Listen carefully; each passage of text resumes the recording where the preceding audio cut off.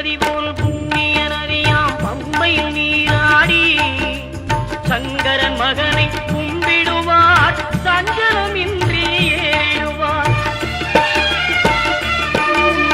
நீலிமலை ஏற்றம் சிவபாலனும் ஏற்றிடுவார். காலமெல்லாம் நமக்கே அருள்காவலராயிருப்பார். தேகபலம் தா பாதபலம் தா தேகபலம் தா பாதபலம் தா தேகபலம் தாய